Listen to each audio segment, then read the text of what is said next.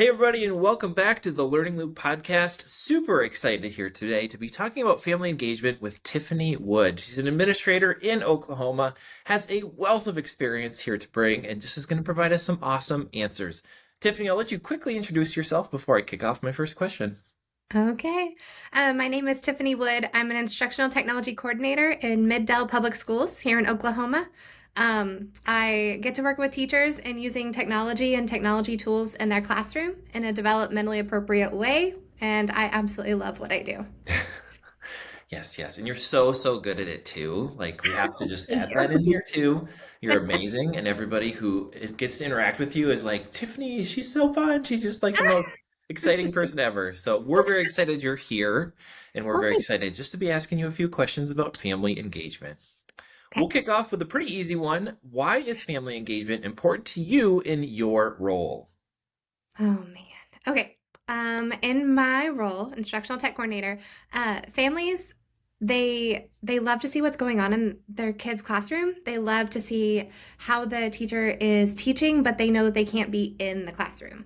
And so one of the I don't know, one of the great things about Seesaw is that they can the it's like building a digital portfolio or a digital scrapbook for the family. So every time your student gets to record themselves or explain something and then you get to post it and it goes into their little scrapbook online, it's absolutely amazing. So you get to actually like hear your child in kindergarten reading and then again in second grade and then again in third grade and you're like, "Oh my gosh, they used to not be able to say this word and now listen to them read and they're doing so amazing." And it just kind of builds that, and so I just think that's so meaningful for families. I love the way that digital tools allow families to be in the classroom without being in the classroom. They have to go to work, and we understand that, but I love watching kids grow. I love watching them learn. I love how they do things in their classroom. It just makes me so happy. So to get families not just to come to parent night or the PTA meetings, to actually be in the classroom and get to hear their kids learn and what their kids can do, it's incredible. Amazing, for sure. And I think what you're really opening there and what you're talking to is going beyond just that connection. Like, how are you Mhm. actually having a partnership with these Yeah. families and, having them be the teacher at home or the teacher right next to you. So Mhm. I just love your emphasis on that and how important that is for you and your teachers. All right, we'll jump into our second question here. We've heard from other teachers and administrators that back to school time or back to school nights in particular is a great time to connect with families and really to kick off that relationship. How do Yeah. you establish that to start your school year with a strong relationship with your families? So we do have back to school night. I think it's fun because you get to come in and meet your teacher and show your kid around and walk through the school. This is where you're gonna go get breakfast. This is where you're gonna go to your classroom. This is where you hang up your backpack. This is your desk. And I think that's really important. But I think getting parents signed up for all of the things so that they can stay informed, not just when they're invited to the school at conferences, but they can stay informed on a daily basis. I think that is honestly more important. I don't know if that's right, but Yeah. No, that's okay. I mean, you're speaking to being just really purposeful about that moment Mhm. and saying like, we're Yeah. here, we want to make sure that you get familiar with the school and what's happening, and then Mm. also set that up for success moving forward, going into the rest of the year. Is there anything else Especially specifically you do during back to school that sets up for that long-term success? So in my role, we try to make sure the entire district is ready for back to school night, and we try to make sure that every single teacher has a way to connect with families and has a plan for how they want to communicate with their families and keep them involved throughout the school year. So not just, oh, we're having parent teacher conferences in 2 weeks, make sure you sign up for your time. It's more, hey, Friday is dress up day. Don't forget to bring your pickle money. Like all of those things, as well as look what we're doing in class. We're doing these incredible things. And it's how you want to build that communication, because one of the hardest things as a teacher, you can't sit down in the evening and call 27 parents. It's just, you're not going to get a hold of all of them. You need to spend time with your family. Like, it's just not possible. So, to streamline that communication and to build those positive relationships in one of the easiest ways possible, using those tools or using whatever mode of communication you want to, that is the best way to set that up for success so that you can on back to school night, yes, meet them in person, build that relationship, but then keep that communication going. You can't just meet somebody once and say they're your friend. Like you have to build that relationship all the way through. Yes, yes. And I love too how you expanded beyond just like communication. Like, how are you sharing about learning? How are you sharing Mhm. about progress and growth? And, really getting to that point you said earlier of like, I'm going to engage these family Mhm. members and these parents Yeah. in the learning process and not just have it be a one-way street. We want to build this to be a Yeah. two-way street. So, Well, and when you have that relationship and you have that like you said, the street built, yeah. then if there is an issue or if there is a brag point, you have the evidence to support what you're saying about someone's child. So, hey, they're struggling with these sight words. Just listen to them and help them say these sight words. It's all here in this app, or it's all here in wherever your learning management system is. It's all there for you, and so I think that is also really great because you're empowering parents. Just giving them a list of spelling words, they may not know what to do with that, but giving them the tools to listen to your kid. This is what they can do. Okay, so now we need to take the next step, and they can see what's happening in your classroom so they can support their child at home. But it's also, your kid's doing so great. Listen to this. Or, hey, they're struggling with these two things. Can you work on that?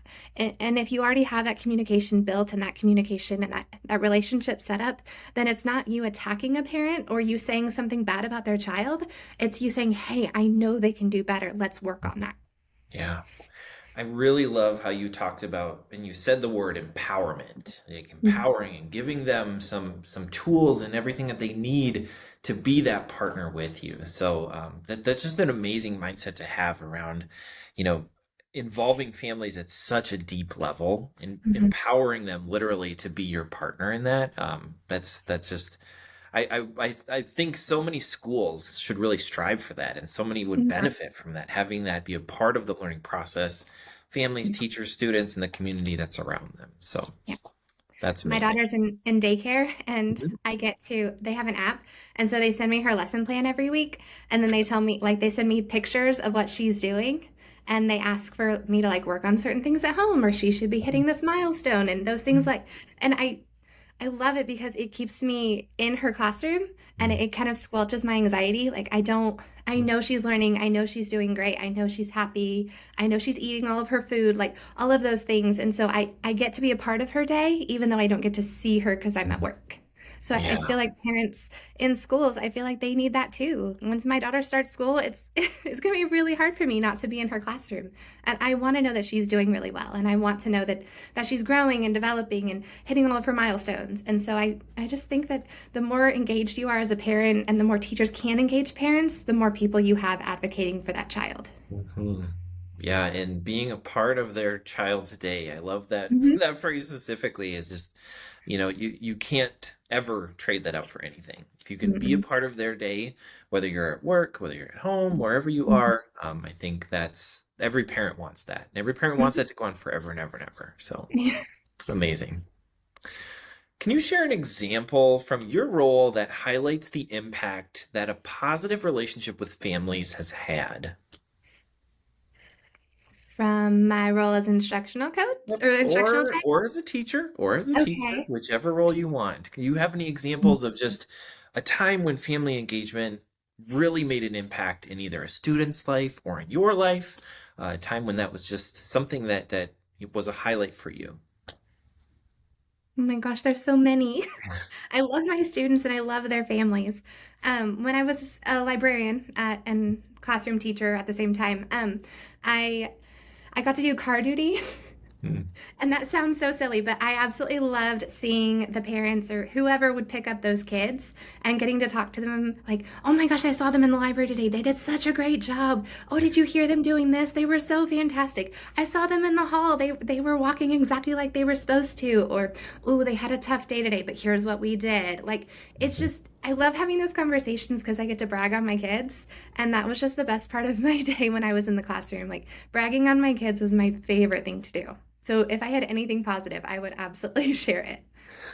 For sure. I love that. And having that unique connection too with all of Mhm. those family members. The student day, like when we think about what students do when they go home, what they'll tell Mhm. parents is like, we had Yeah. reading, we had math, Mhm. we had, phy ed and recess and stuff like We that. didn't do anything today. Yeah, like there's What'd you so learn in many school? other Nothing. moments that are like, well, I did a great job walking in the hallway and I got, Yeah. this totally terrific tech ticket or whatever it is. Yeah. So these moments that are outside of learning and having that Mhm. opportunity to share that with family Mhm. members, I Yeah. think is just one step towards helping to create a stronger, more positive relationship moving forward. Mhm. Love it. So, part of our podcast, the Learning Loop podcast, is to have a question called Throwing You for a Loop. This is a question that's just a little bit off brand and a little bit silly, but I just want to hear your take on this question specifically. Which would you find more amusing? Watching a cat chase its tail in a never ending loop, or watching a dog try to catch its own reflection in a mirror? I think the dog trying to catch their reflection in the mirror. Absolutely. And why would you choose that over the cat? Okay, I don't mean this rude, but I think dogs are stupider. And so it wouldn't stop. Whereas the cat would like eventually be like, I'm tired. I'm gonna lay down. Sure, I'm done with sure. this. But I Love it. think dogs like they would come up with new and inventive ways to try to catch themselves in the mirror and get dumber and dumber, so it would never stop being entertaining. Absolutely. I love it. That's I say awesome. that with love because I have a dog too, but that's That's kind of why okay. I like her. She's Yeah, not that smart. that's okay.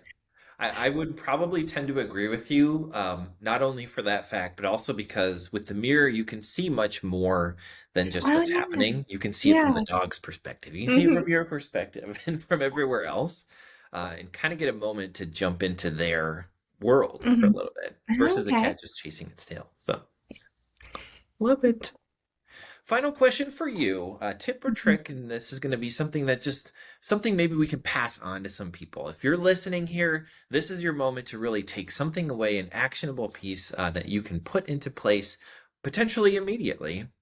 What is one piece of advice that you, Tiffany, would share with our guests listening to strengthen the relationship between their families and the staff at school? What's just one thing that they could start with that's just going to kick their year off with a positive relationship? Learn the kids' names Mhm. immediately. As quick as you can, say them 3 times every single time you call on them. Remember their names. And when you recognize the parent, tell them, use their kid's name when you compliment them. And never, ever let the first things out of your mouth be negative with parents. Parents, honestly, they want to do the best they can for their kids. Whatever that looks like, whatever they think that looks like, they want to do the best they can for their kids. And the more you brag on their kid, the more positive you are with their kid, the better they're going to support you.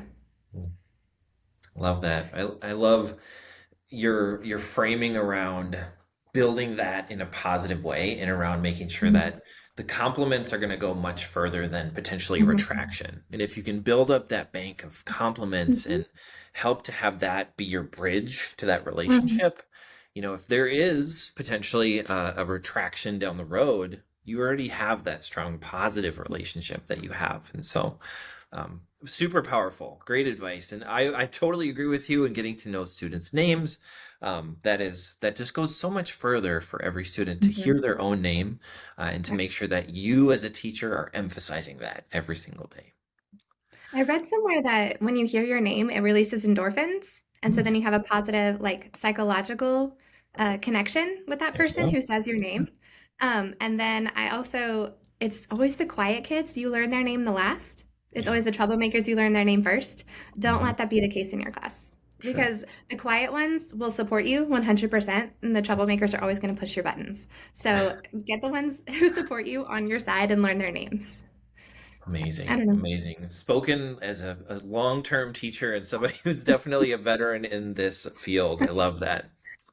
Tiffany, I just want to say thank you as we close up here today. Amazing to talk with you. Amazing insight into just how to really build strong family connections in your schools. I so appreciate you taking your time today. I hope everybody who listens is going to pull a few things away from this. Thank you, everybody, so much for watching. Thank you.